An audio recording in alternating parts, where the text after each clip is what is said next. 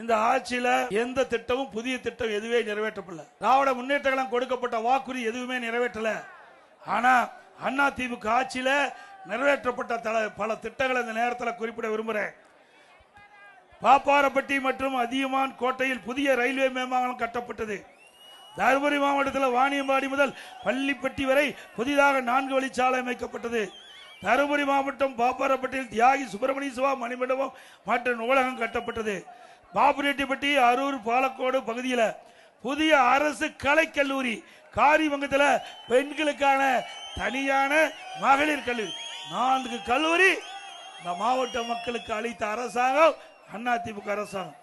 பாலக்கோட்டையில் செயல்படுத்தி வந்த சுயநிதி பாலிடெக்னிக் கல்லூரி அரசு பாலிடெக்னிக் கல்லூரியாக தரம் உயர்த்தப்பட்டது. தருமபுரி மாவட்டம் மட்டலாம்பட்டியில் புதிய அரசு சட்ட கல்லூரி கொண்டாந்தோம். தருமபுரியில பெரியார் பல்கலைக்கழகத்தில் முதுகலை விரிவாக்க மையம். மாவட்டம் முழுவதும் புதிய தரம் உயர்ந்த நெடுஞ்சாலைகள், கிராம சாலைகள், இணைப்பு சாலைகள், சிறு சிறு பாலங்கள் கொண்டு வந்தோம். தருமபுரி அரசு மருத்துவக் கல்லூரியில் கூடுதல் படுக்கை செய்து கொடுத்தோம். வத்தல் மலையினை சுற்றுலா தலமாக அறிவித்து சாலை வசதி அளிக்கப்பட்டது.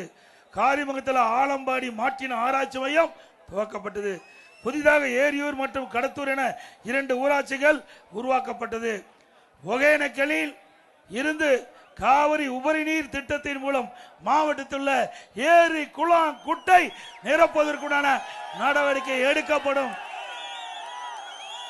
நல்லாட்சினா எடப்பாடியார் தான். வாக்களிப்பீர் இரட்டை இலைக்கே.